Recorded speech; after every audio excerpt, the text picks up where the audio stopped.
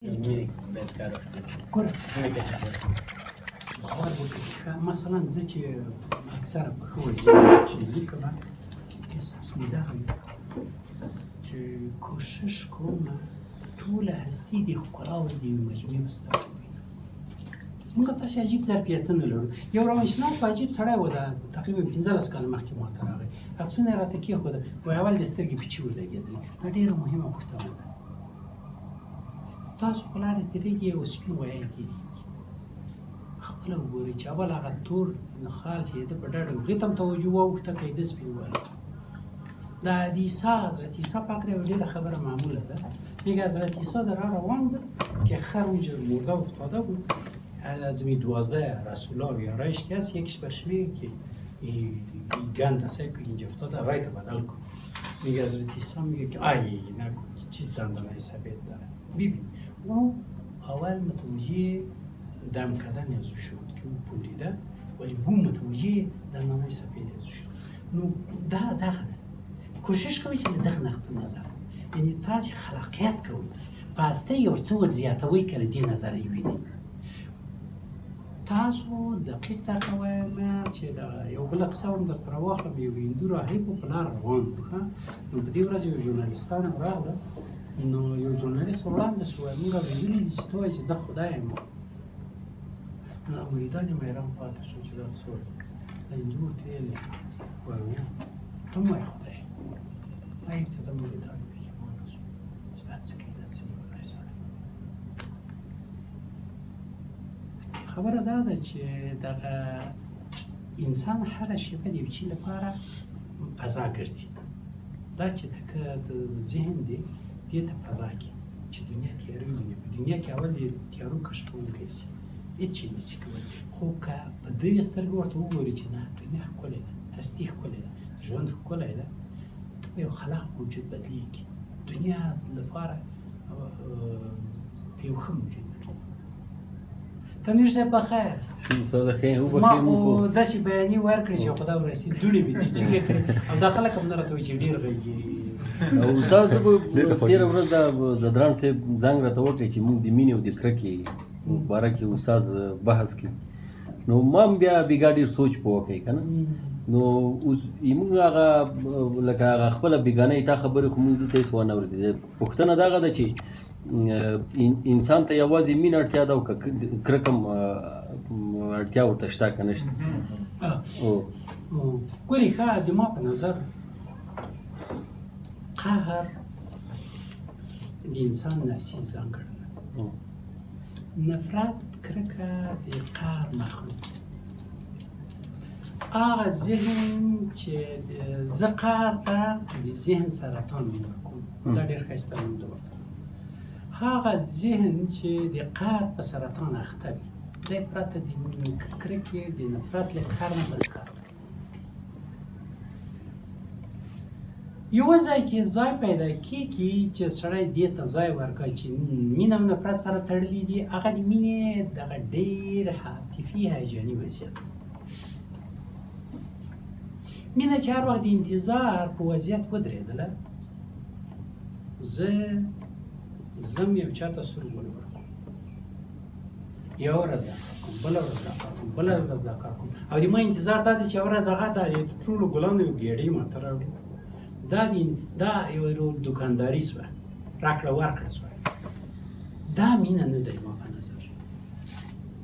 مثلا بعضې کسان دي، دا بل کال یو ځوان دغه کې سروبي کې هغه څوک چې دی ورباندې مین و، خپلوانه یې کورنۍ ته ورته کړ، دی لاړه خپلو هغه څوک چې د خسر باید شوی هغه یې مړ کړه، نجلۍ یې مړه کړه، دغې وروڼه یې مړه کړه. او شاید دی قانع وي چې دا خو د ما د مینې حماسه وه چې ونې کړه. دا نه ده. نو زه دا وایم چې که انسان په متعادل وضعیت کې وي، ځان ګډوډ نه کړه، دی به شاید د دې لپاره کم فرصت ولري چې د یو وخت کې د ژوند په اوږدو کې دی نفرت ښکاره شي یا نفرت د ده له لارې ښکاره شي. خو که چېرته ده دغه خپل ژوند نامتعادل کړه، په یو چا پورې عجیبه تړلتیا پیدا کړه، که نه په یو چا پورې ځان وتړه، ویلې که کېږي نه کېږي دغه باید ما د ژوند برخه شي. یعنی ده داسې پرته له دې چې په دې اعتراف وکړه ده دا په دې مفهوم دی چې هغه د خپل ملکیت ګڼي که نجلۍ د کالک دی وایي هغه باید ما شي زه د هغې په خاطر ځمکه او اسمان لاندې باندې کوم هغه باید ما شي دا دغه ده دا متعادل وضعیت نه ده او دا شاید هم د مینې لپاره یو ډول تمرین وي خو ښه مینه نه ده استاد زه وبښئ زه یوه خبره کوم که نه لکه زه خو فکر کوم چې انسان چې څومره مینې ته اړتیا لري هومره کرکې ته هم اړتیا لري څو علته دي که نه اوس مثلا مونږ جنګ نه غواړو که نه لکه د جنګ نه مونږ طبعا باید کرکه وو مونږ مثلا دوکان نه غواړو د دوکې نه طبعا مونږ باید کرکه وو مثلا مونږ د نشان نه غواړو که نه طبعا د نشې نه باید کرکه وو او مینه هم استاد یو هدف دی داسې نه دی که نه لکه مینه چې تر ډېره پورې تخیلي ده که نه د انسان په ذهن کې یو شی وي که نه چې لکه یو جلکۍ وي مثلا ته غواړې چې هغه وګورې ورسره کښېنې ناسته ورسره وکړي مګر تر ډېره بریده هغه د انسان هغه تخیلي هغه وي هغه خپل هغه یو تخیل ورسره وي چې هغه کوي که نه او بله مسله دغه ده استاد زمونږ دایم کرکه چې څومره اړتیا ده انسان ته هغومره لکه مینه انسان ورته اړتیا لري هغه زه اوس دوه درې دلایل درته وایم لکه مخکې مې درته وویل چې که مونږ د جنګ نه کرکه ونه کړو مونږ مینې ته هم نشو رسېدلی مونږ که د دوکې نه کرکه ونه کړو مونږ مینې ته هم نشو رسېدلی یعنی مینه او کرکه دا دواړه حسونه دي لکه د انسان په درون کې هغه چې د کوم شي سره مونږ کرکه ترخیو هغه یوه ځان ته پدیده د کوم شي سره چې مونږ مینه کوو هغه هم یو بهرنی هغه ده که نه مینه چې دا تر ډېره اوسه د عواطفو د تخیلاتو په دغه نه ولاړه او کرکه چې دا تر ډېره بریده حوصله او تحمل مونږ که د بدو په مقابل کې حوصله او تحمل ونه کړو نو زه فکر نه کوم اوسه مونږ د مینې ته ورسېږو یعنی دا شی ما بیګه چې زدران صاحب هم راته وي ما په همدې نه ډېر فکر وکړی که نه وروسته بس همدې نتیجې ته ورسېدم لکه انسان چې څومره مینې ته اړتیا لري هومره کرکې ته هم اړتیا لري که کرکه ونه کړو کیدای شي مونږ بیخي مینه پیدا نشو کړلی خبره دا ده چې زه رواني اړخ ته نه راځم د روانشناسۍ بحث د ځان کوي زما په نظر تر ټولو ساده شی ما د مینې په اړه چې پیدا کړي دي مینه د مینې ورکړه ده یعنی مینه په ورکړه ولاړه ده هدف نه دی مینه استاد نه ګوره ښه مثلا زه داسې وایم چې لمر سره پورته کېږي دی نور ورکوي انرژي ورکوي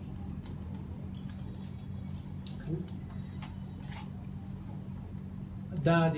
اصلي خالق هم دغسې ما خپل نظر دا ده چې چون مینه په ورکړه ولاړه ده مینه دغه د انتظار هغه کسان چې په دې وضعیت کې دي چې څوک به راځي له ده سره به مینه کوي زه دا کسان د مینې له پلوه مړه بولم ځکه د مینې قاعده داسې ده چې د دې د ترلاسه کولو لپاره به مینه کوي یو راهب ته وایي چې اوس هم لاسمندی ده خو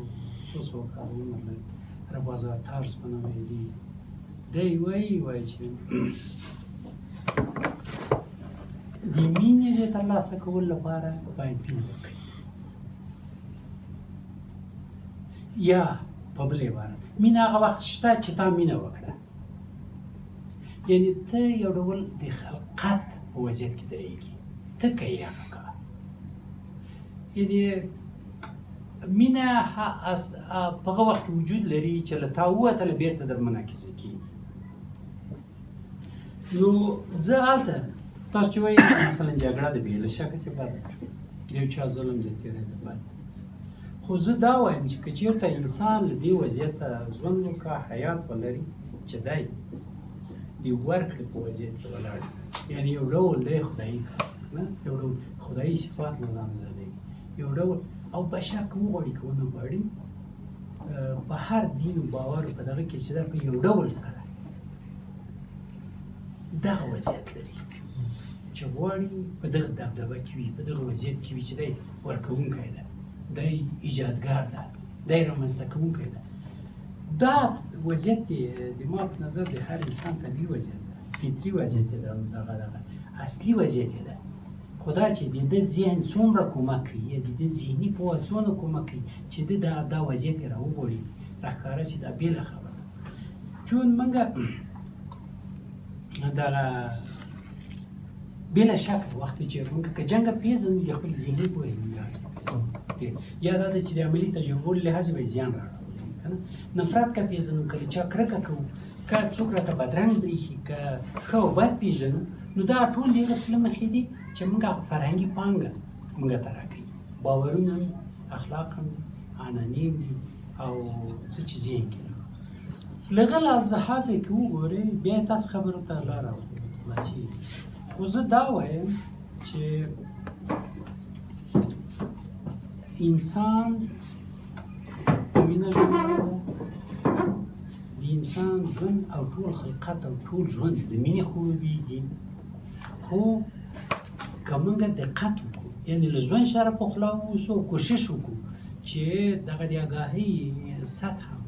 د ټول ژوند په اندازه غوړېدلې وشي نو بیا د دې لپاره فرصت برابرېږي چې موږ دا کشف کړو چې رښتیا ژوند په ورکړه ولاړ دی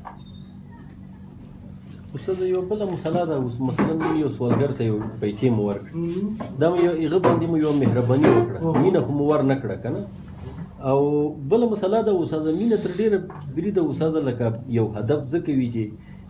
یو څوک غواړي یو چا ته ځان ورسي یو څوک په خیالاتو کې دی یو څوک په ارمان کې دی که نه لکه هغه ته اوس رسېدلی نه دی هغه خو ورکول کېږي نه لکه هغه به ته د یو هدف دپاره ځان ته دې وټاکلو او ته به هغه ته به مزال کوي یو څوک مثلا د مقام او د موقف سره یو ډول علاقه لري هغه ته به هغه ذهني سوژه جوړوي چې دا د طریقې به کومه زه په دې ته ځان رسو که نه اوس بله مسله دغه ده استاده که چېرته موږ په ژوند کې کرکه ونه کړو او د مینې سرحدات هم راته معلوم نشي خپل هدف مو کې نه ښودلو یعنې بیا هم یوازې په مینه باندې هېڅ شی نشي کېدی ځکه چې که ته د بدو نه نفرت ونه کړې کرکه تر ونه کړې ته ښو شیانو ته هم رسېدلی نشي اوس موږ به دا ووایو چې صحیح ده مینه به یو ځای کې به یو چا ته بیوار کړو که نه یو چا سره به نرم رویه وکړو که نه لکه مهرباني به وکړو خو بیا تر ډېره بیا د مهربانۍ او د مینې تر منځ بیا پوله ونه ټاکل شو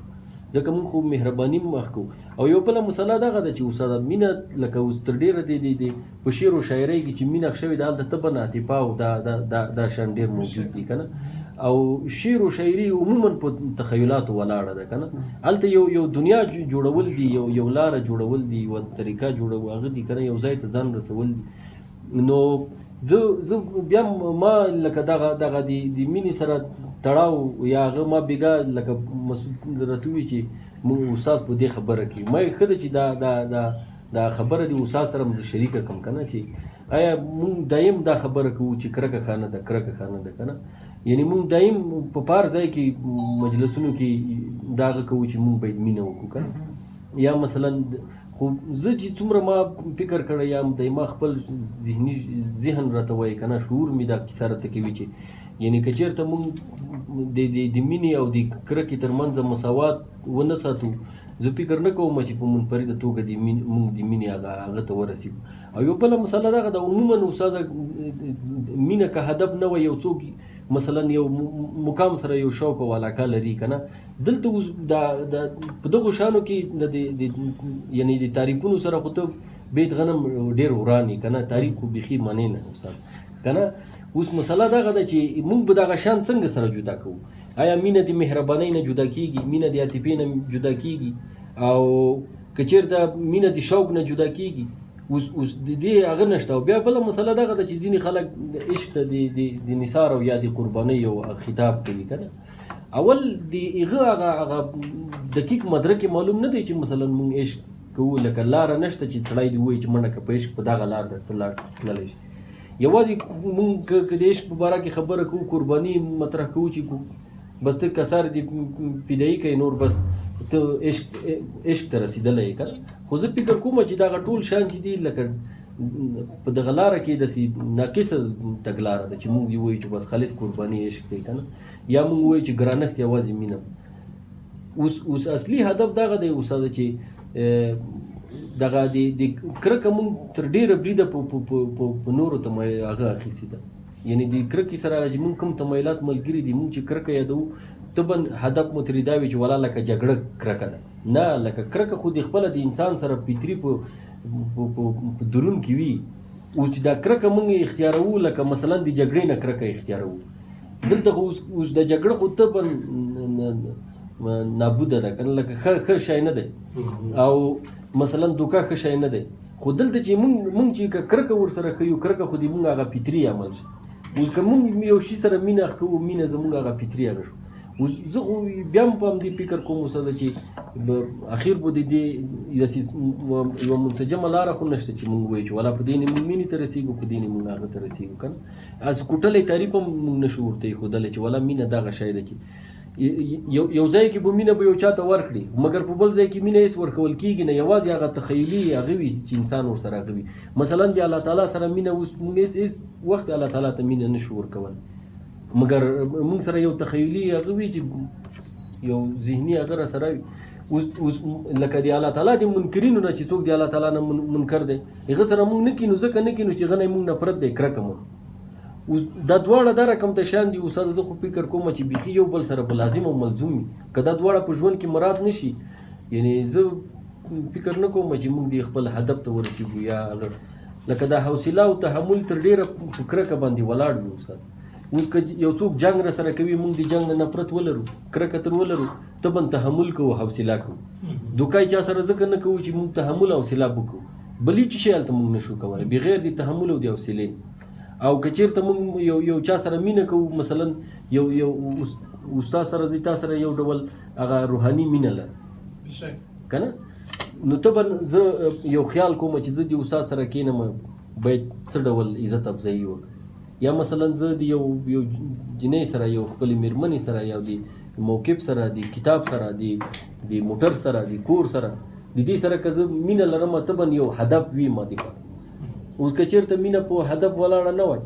نو بیا که چېرته مونږ ناکام شو، یو مینې ته ونه رسېږو، اکثره بیا مونږ ملامتي په تقدیر نه اچوو که نه.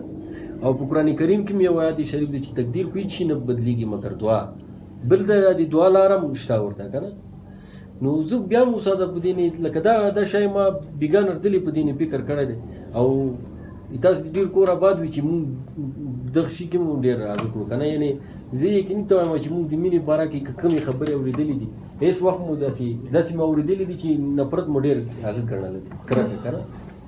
خو ما چې بیګا فکر کړی دی استاد، زه خو دې نتیجې رسېدلی یم چې دا مینه او کرکه دواړه د انسان دپاره دومره ضروري دي، لکه اوبو ته چې اړتیا لرو، لکه عضوي حاجاتو ته چې اړتیا لرو.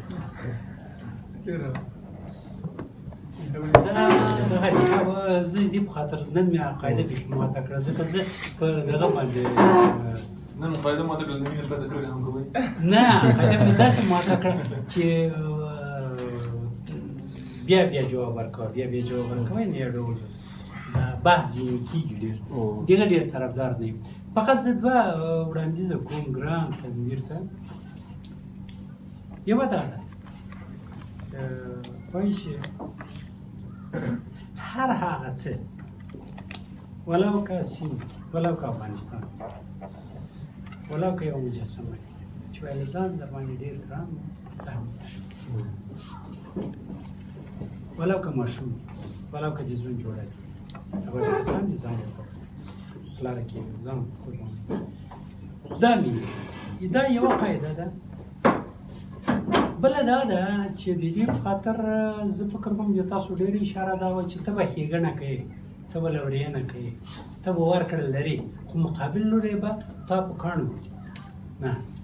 د مینې قاعده څه ده؟ د مینې قاعده دا ده، وایي د مینې د کولو لپاره باید داسې کسان پیدا کړې چې هغه مینه مني، یعنې شکرانه یې ادا کوي. مثلا زه دا کورنۍ د کله کله وایم، دا موږ تاسو په اورد کې دا تحفه ډېره ښه ده، خو کله کله تحفه د مجبوریت په اساس وي، خصوصا د کورنۍ چې بل سره کوي که نه، یو شی وروړه. زه دا ورته وایم کورنۍ ته مل یو شی مه وړئ، چې یې وړه ولو که یوه شنه پاڼه خلوص یې ورکړئ، په دې خاطر یې مه وړئ چې تاسو خلک نقد کوي. او چې بل چا هم راوړه ملې منې، بیا مه ورته وایئ، ځکه هغه باید له زړه راوړي. نو زه دا وایم چې که چیرته د تاسو د دغه تشویش او د دغه ډول ذهنیت محصول لدې راټوکېدلی وي چې ته ښېګڼه کوې د افغانستان د اوسنی نفرت ځپلی چاپېریال انساني جغرافیه چې دا شیان دي خلیدو په وړاندې سړی څه وکړه. زه دا وایم چې که خپله مینه ښیې چې ما مینه وکړه په مقابل کې ما مینه ونه لیدله، نو ښه یې دا ده چې د مینې د کولو لپاره داسې کسان باید کشف کړي چې هغه مینه مني، ورسره مینه وکړي. دا یوه لاره ده. بله یې دا لاره دا ده چې زه یو بله فارموله بیا ځان ته راباسم. مثلا بعضې دوستان مې دي ما ته راځي، بعضې کسان یې ډېر په تنګوي، ډېر یې په تنګوي، بیا بېادبي کوه، بیا زه دوی ته وایم ما یې فقط مخامخ ورته درېږي، سترګو ته یې مخامخ ګورئ، یو څو ړسوېلی کوئ، جواب مه ورکوئ. ما یې ساده لاره دا لیدلې. خپل تصور مې دا ده چې انسان ته یې هر څه بېرته راګرځي. هغه د یوه عارف خبره به هم درته وکړم. د بغداد په بازار کې یو عارف روان و، نو هلته یو لیونی ناسته کنځلې ورته وکړې. ورته سلام دا مریدان مې ویلې وایي موږ ته خو معلوم وي چې ته د ډېره بده بلا یې، خو یو څه خو به دې پې کړي وي، یا به دې اشل کړی وي، یا به دې کوم کړی وي. نه، که ما هغه ته جواب ورکړی وي دا به دې مفهوم و چې د هغې کنځلې ما واخیستلې، اما اوس وایي هغه د هغه بد خواړه هغه ته پاتې شو، هغه یې خپله خوري. دا د روانشناسۍ استاد دلته ناست، خو زه تر کومه ځایه پورې چې پوهېږم که چېرته د شخصي ژوند لپاره وایي، زه داسې فکر کوم یو ډول تصور ځان ته خلق کوي همیشه چې هغه د تاسو دفاعي سنګر دی چې هېڅوک تاسو ته ضرر نشي رسولی. او بل داسې کسان نه چې په دې سبب کې چې سړی بالاخره باید دا فکر وکړي چې نه د داسې کسان په وړاندې باید نفرت وسله ولري. داسې کسان سره راکړه ورکړه د هر چي کوي هغه باید کمه شي،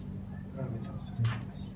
زه دا وایم چې که موږ خپله د چا د کرکې د نفرت خریدار ونه اوسو، هېڅکله د یوې کرکې او نفرت په وجود باندې اغېز نشي کولی. ډېر زه غواړم تاسو مې نور ملګري څوک پوښتنه لري؟ استاد شمس هم شته. به من اجازه میدین یک کمک صحبت بکنم؟ بسم الله الرحمن الرحیم. به نام یاد خدای بخشاینده و مهربان. من محمد اسماعیل افروخته هستم. حدوداً 10 سال میشه در حوزه شعر کار میکنم، حوزه مطبوعات و شعر و این موارد. من چند شعر از مولانا میخونم، بعد از پیرامون همین نفرت و محبت صحبت میکنیم. اگه اجازه بتن. میگه عشق های کسبه رنگی بود، عشق نه عاقبت ننگی بود. شما بحث عشق کردیم. ما فرق بین عشق و شهوت و این که موارد رو باید تفاوت بکنیم. و خود عشق مرحله داره، نه؟ اول احساس است، درست است، و آخرین مرحله که به عشق تبدیل میشه که از لحاظ کسایی که طبیب هستن و کسایی که در بخش طب و بخش ادبیات کار کردن میگن عشق در آخر کشش شدید است که نسبت به یک چیزی در وجود انسان این بروز میکنه و به میان میاد و این حد آخر اونمو کشش نشان میده که ما از لحاظ عرفانی هم اونمو مرحله را به نام فنا فی الله میگیم و این بسیار مهم است. یک چیز دیگه هم از لحاظ قرآن میگیم این نالله و این الیه راجعون. یک بحث مطرح کردیم، میگه این جهان به اساس عاشق، عشق و معشوق آفریده شده. لولاک ما خلقت الافلاک. شما بحث کردیم. ما اگر در این آیه بیایم این نالله و این الیه راجعون، انسان اگر خراب باشه اگر خوب باشه به طرف خدا میره نمیره. در سوره تبارک الذی میگه خدا میگه که من برای شما به خاطر امتحان شما را آفریدم و این یک نوع عشق است. در خود انا لله و انا الیه راجعون این هم نوعی از عشق است که خدا برای ما تاکید میکنه، میگه اگر شما بد هستین اگر خوب هستین ما شما را آفریدیم، دوباره به طرف ما رجعت میکنه. حالا کسایی که برای خوب رفتن در جوابشون پاداش است که خدا اونمو جنت برایشون میده به اساس چی؟ به اساس کارکردشون و به اساس عشقی که دارن. و دومین چیزی که مطرح میشه کسایی که اعمال بد دارن اونا رو میبرن به طرف دوزخ و این نوعی از نفرتی است که خدا برای نسبت به انسان‌هایی که بدکار هستن دارن. پس به این لحاظ میگیم کبوتر با کبوتر، باز با باز، کند همجنس با همجنس پرواز. حالا شما اگر از لحاظ زندگی استاد گفت شما اونمو افراد پیدا بکنین که عشقتون، علاقهتون دوست داشته باشن. شما هیچ شاعر ندیدین که با یک فرد کوچگشت اونا هم کلام شده باشه یا بالاخره نشست برخاست دائمی داشته باشه. درست است. شاعر میبینیم عموما شاعرها در بخش کسایی که علاقمندی به شعر دارن اینا گرد میان و جمع میشن و این یک نوع علاقه و کشش است. آره در کل این بحثا را که من مطرح کردم به تایید جناب تنویر، به خاطر از این که ما زندگی درست و عالی و منظم داشته باشیم، هر کدامش به اساس تعادل باید ایجاد بکنیم. عشق اگر از حد اضافه شد میره به طرف جنون و دیوانگی. این ما و شما از لحاظ روانشناسی دیدیم و شاید بیشمارش در جامعه خود هستیم، حالا و هم سابق. کسایی که بی اندازه وابستگی ذهنی جسمی نسبت به افراد داشتن، چی افراد اونمو توانمندی یا اونمو احساس یا اونمو قابلیت داشتن که احساس درک بکنن یا نکنن. حالا به لحاظ دینی هر چیز حد متوسطش خوب است. نفرت حد متوسط اگر باشه به نظر من بهتر است، در زندگی لازم و ضرور است. در بعض مواقع شما پیامبر دیده باشین که اگر افراد بر علاوه که بسیار دوستش دارن، اگر افراد اشتباهی ازش صورت میگرفت نوعی از تنبیه میکرد به خاطر خوب بودنش. پس اینجا نیاز است به خاطر از این که ما زندگی خوب داشته باشیم و این میره احساس خدا، علاقه خدا نسبت به راههای مثبت نشان بده، نیاز است که ما اینمی نفرت هم داشته باشیم و در مقابلش ذهنیت محبت آمیز هم داشته باشیم. این صحبت های من بود. تشکر آقای قربانتان. دکتر آدم بیره من نور چوب پختنم میلی استاد از کنی مهربانی. استاد ما مثلا اگر از موضوعات منابطی که در روزمره مثلا صحبت شد بیاییم سر موضوع و گفته وفاس شخصیاشم بپرسیم. مثلا در زندگی شخصیاش ما شنیدیم که مثلا دو طرف با هم محبت دارن. فرق بین محبت و وابستگی به چیست است؟ مثلا من چی بفهمم که پدرم به ما وابسته است، مثلا به حیث دختر، رابطه دختر و پدر بودن، یا این محبت است؟ و یک مسئله است و مسئله دیگه که بیشتر به بین ما جواناست که گفته میشه که چیزی را که عقلت میگن به حرف قلبت گوش نکن. از نظر شما چقدر عقل منطقی بعضی وقت صحبت میکنن و چقدر قلب؟ چون نظر به مطالعات میگن که نه، اینقدر که عقل منطقی به شما مشوره میده، قلب منطقه نمیشناسه جز محبت. وقتی که قلب منطقه که نمیشناسه، پس ما به نتیجه میرسیم منطقه در محبت منطقه وجود داره یا این مسئله من استاد بخش وابستگی را استاد جواب میده. کلی از یخوری زل لخبل بیسوادی نمدیر وغیره. دیگه گفتم استاد دیر خیلی تستول سلام مینا. بمینه ورز ده نم ورز هم بمینه من یاد او بیارد. اسمم میزد تشکر از حضورتان و از بودنتان در برنامه. آقای فیلم بسیار خوش آمدید. تنویر سپتاس هم دیر خیلی. دارد کلا نکیم بمینی کو نمیسفر و دیگه بله حضرت عشق من مرکره و سه لرزه کرا وستم کنه کرا واسه استاد دیر تشکر دیر خیلی. ما د پایله په ډیر تاسو سره ګډون چې د استاد خبرې مکمل او استفاده وکړو. زه ډیر خوشحاله یم چې ټول په مینه د تاسو سره او په مینه باندې خبرې کوو.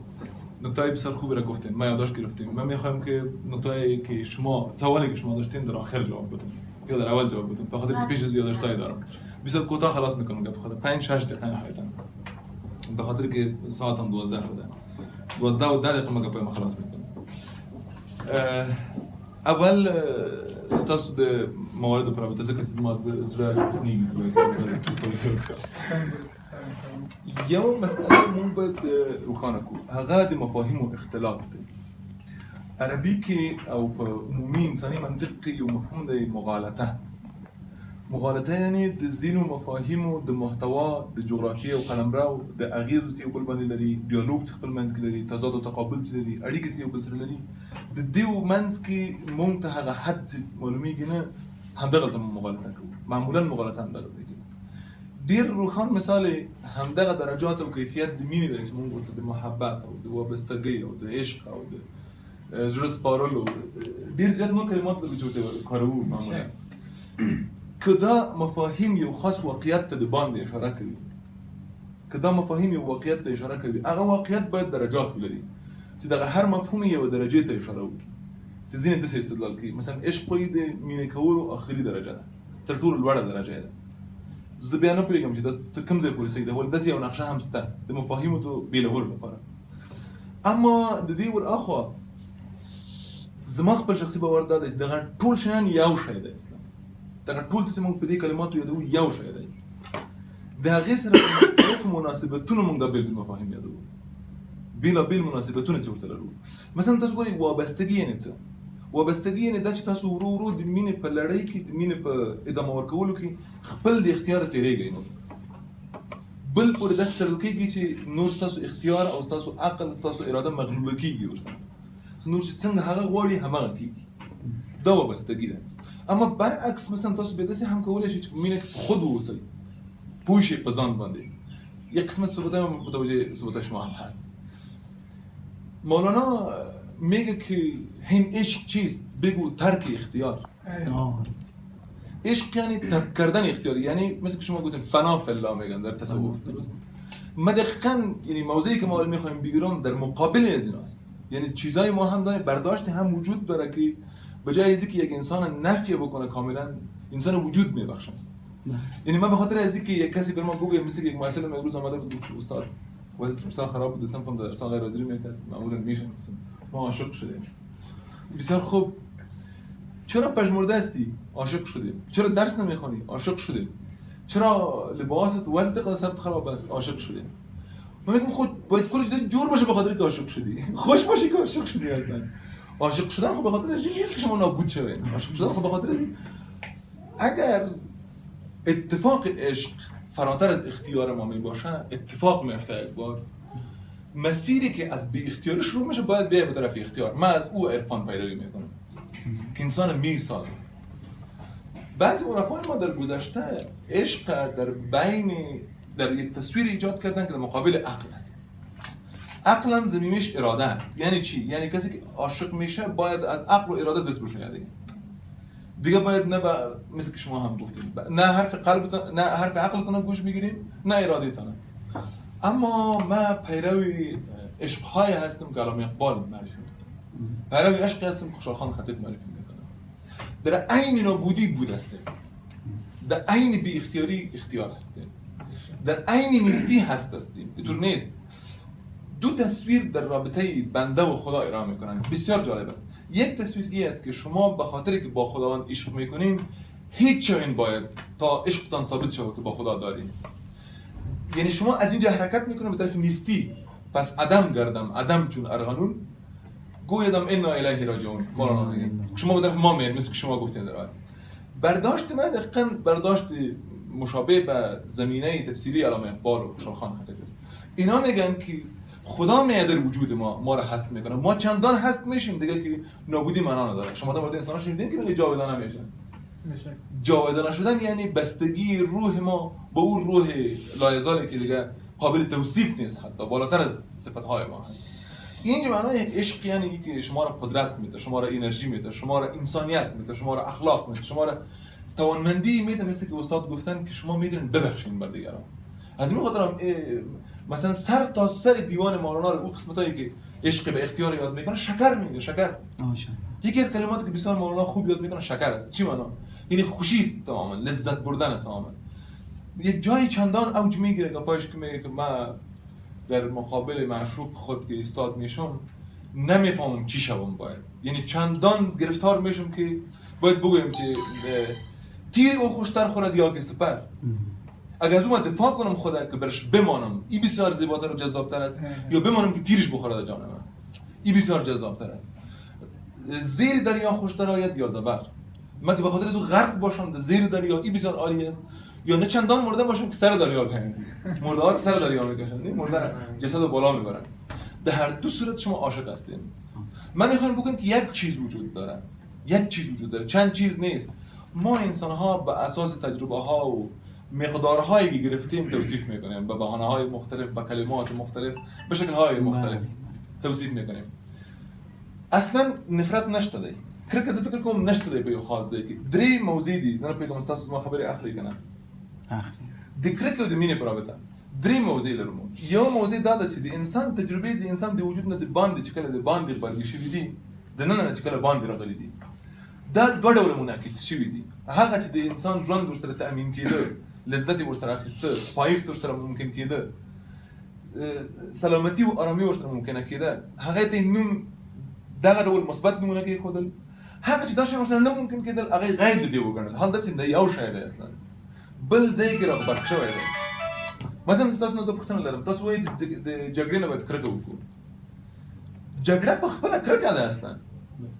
جګړه بله پدیده نه ده تاسو نه کرکه وکړو. د یو چا د کرکې غبرګېدل دي. یو ځای د انسانانو چې نړۍ ته کرکه ورکړې ده، یعنې هماغه مینه یې په بد ډول سره ورکړې ده، هغه بېرته چې منعکسه شوې ده په بد ډول سره منعکسه شوې ده. طبیعي ده تاسو د هغه نه باید ځان لرې وساتئ. یعنی اصلا یو شی ده، دو شی دینه زما خبره ده که موږ دو شی متصور کوو باید د باندې ثابتولی اوسو. بل د تخیل مفهوم نه وایي باید تېښته وکړو. اصلا تاسو یو څو شیبې فکر وکړئ چې تخیل نه وي دلته ژوند کېږي په دې نړۍ کې یوازې دا شی پورې مربوط نه ده. کوم علم ده چې ثابتولی شي هلته تخیل نشته؟ ما ته ووایئ کوم فرمول ده چې تاسو د هغې لاندې بنیاد کې فلسفه او تخیل نشي ثابتولی؟ یا مثلا کولی شي وګڼئ چې دا علم پرته له تخیله دی. مګر دغه ټول تعبیرونه چې منځته راغلي یوازې تخیل نه و ده. د انسان ټول تمدن تخیل باندې نه دی ولاړ دی. په همدې خاطر هغه وایي که زه اشتباه ونه کوم نظامي ګنجوي وایي دوه طبقې قیامت کې درېږي خدای ته په دوه صفونو کې. نور چې دي عوام ټول دې خوا ولاړ دي، پیش انبیا او پس شعرا. داسې وایي، زه هغه شعر غلطه ومه. اول انبیا درېږي خدای مقابل کې، یعنې اول صف کې چې ولاړ دي، وروسته شعرا. دلیل یې څه دی؟ دلیل یې دا دی چې دوی یوازې په خپله دا ټوله مجموعه کې د نړۍ د ښکلا او د مینې خبرې کړي دي او کوي معمولا سره د نسبیت چې اوس غواړم تکمیل کړم. د نسبیت سره نه مطلق. موږ بیا هغه ځای کې اشتباه کوو چې مطلق یې ګڼو. دا مطلق نه دي، دا ټول نسبي دي. د سمندر صاحب خبره چې زه ورته کله کله د مینې پیغمبر وایم، دا به اوس دلته راسره مخامخ ناست زه ورته کله وایم. د دوی خبره یا د هغو ډېرو نورو شاعرانو او دوستانو، استادانو، لیکوالانو، روانشناسانو چې توصیه کوي د مینې او د کرکې نه د لرې کېدو، دا نسبیت په پام کې نیسي. یعنې په دغه ټولنه کې، په دغه ژوند کې چې موږ یاستو، موږ کرکه ډېره تجربه کړې ده. موږ باید راشو د دې په ځواب کې مینه وکړو اصلا تر څو د فضا بدله سي. هغه خبره چې تاسو په یو بل ځای کې کوئ همدې پر ځای هم دا مغالطه ده چې مثلا انسان دواړو ته اړتیا لري. یعنې څه شی؟ یعنی دا خو شته په انسان په وجود کې، طبیعتا شته، دې سره څه هغه نه لري، مشکل نه لري. یعنی تاسو نشئ کولی داسې برداشت وکړئ چې فقط ټوله مینه موجوده ده د انسان په وجود کې، هغه نه. تاسو د باندې یو شي ته اشاره کوئ، لکه مخکې مې چې وویلې چې یو شی ته د انسان په وجود کې باندې دوه ډوله غبرګ شوی دی، تاسو دې ته اشاره کوئ. دې نه څوک د باندې منکر کړی نه شي. کرکه په نړۍ کې موجوده ده، مینه هم. یوه پوښتنه راسره پیدا شوه که نه، تاسې چې وایئ چې مثلا کرکه او جګړه دواړه یو نوم دی که نه، په هغه کې اوس مسله بله ده. جګړه چې دا تر ډیره پورې فزیکي هغه ده، او کرکه چې دا که نه هغه د انسان د دروني پدیده ده. هېڅ وخت دا نشي ثابتېدلی شي چې موږ کرکه او جګړه دواړه په یو مفهوم سره وکړو. دا منئ چې کنځل او جګړه یو شی ده؟ کنځل او جګړه یو شی ده؟ کنځل دلته خو خبره د کرکه او د جنګ دی که نه. لکه ته چې اوس مخکې دا خبره کوي چې کرکه او جنګ دواړه یوه مسله ده. پیشنهاد وکړم تدبیر صاحب، زه فکر کوم چې دې ته یو سوژه وټاکو، دا د بله ورځ دا بحث ده، او دا سړی قسم ده ټینګه تړلې ده او دا ادامه ورکوي. نو زه دا وایم چې د استاد شمس خو دلته ادامې دپاره استاد راوستي دي یو بله ورځ چې ورته وخت ښه به یعنې ښه دغه باره کې باید موږ ښه آزاد بحث سره وکړو. د اوس چې میدان چې دی که نه د بحث دپاره ډېر جوړ دی که نه. استاد یوه خبره وکړه چې د دې جګړې او د هغه په باره کې زه بیا هم یعنی که ما دو دلته سره جوړ نه شو کېدای شي ما دو ترمنځ هغه لیکنۍ هغه به سره هغه کو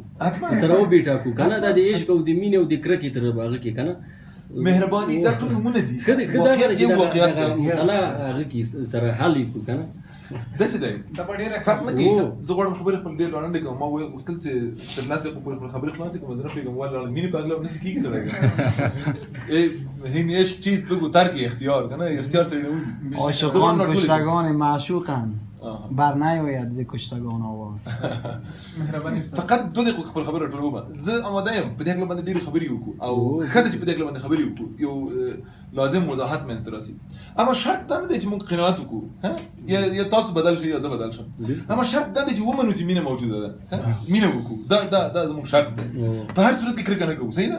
دا قرارداد په خپل منځ کې کرکه ښه ده زه خو وایم چې کرکه چې څومره مهمه ده لکه مینه هومره مهمه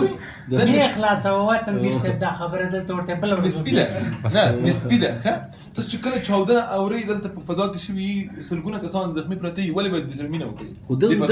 دې په ځای سره خو ګوره ما خو مخکې درته وویل که نه کرکه مونږ مثلا د جګړې سره مونږ کرکه کوو که نه کوو صحیح ده که نه د وحشت سره یو شی ده د یو کس مثلا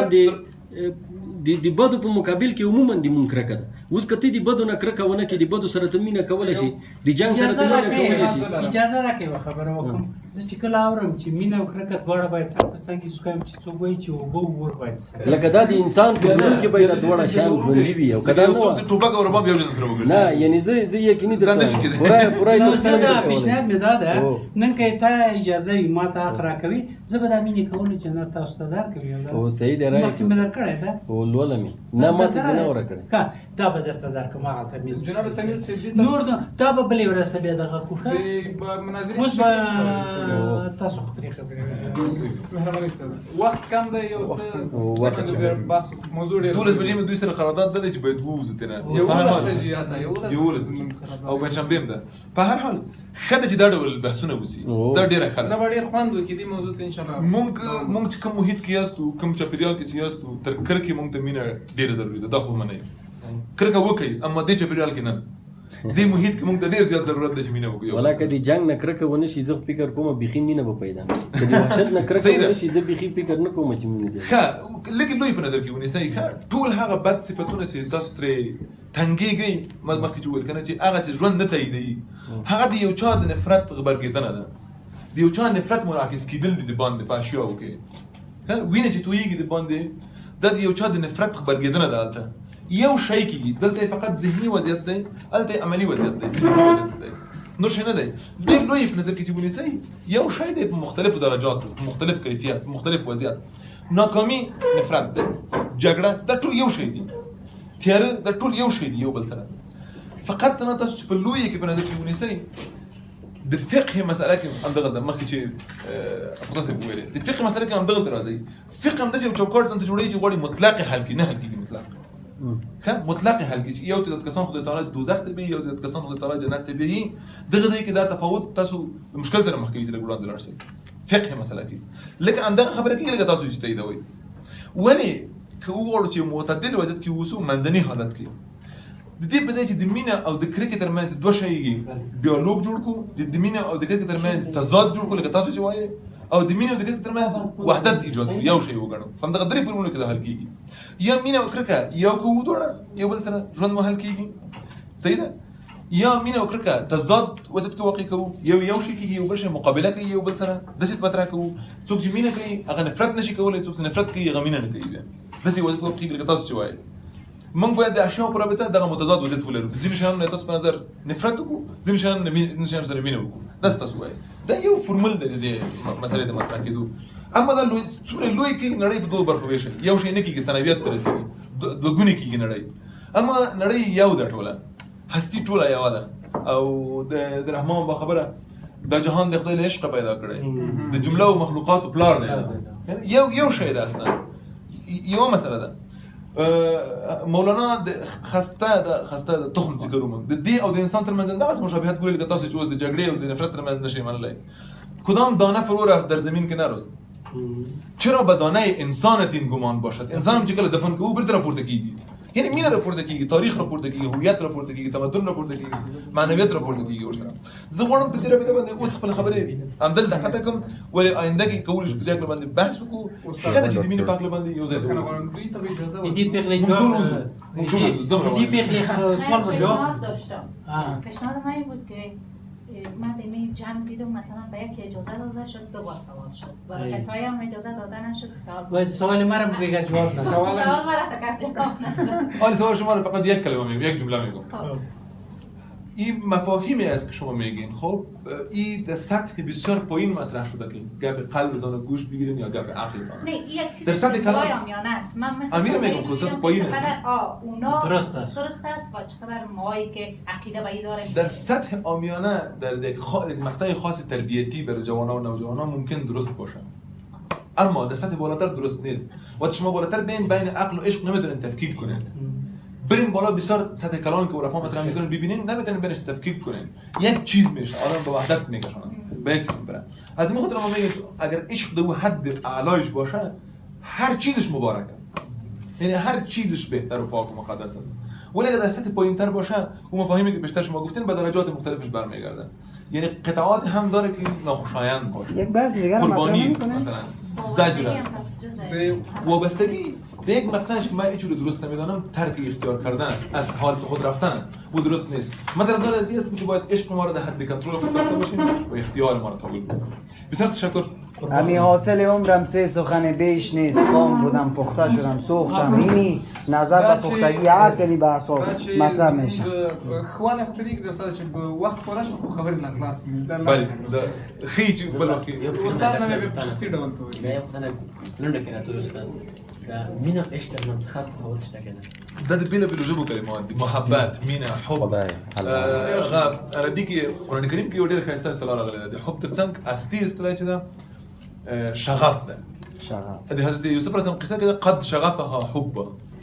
حب پس د شغف نه راغلی شغف هغه حالت ته وایي چې تاسو د یو چا لپاره بیخي بې حاله کېږئ نو هغه د شغف وایي لکه زلیخا چې د یوسف لپاره کېږي استاد دوی پوښتنه لري مخکې پوښتنه لري نه ډیره مننه بس په دې هیله چې دا بحث نه لا لري تر پلي ونه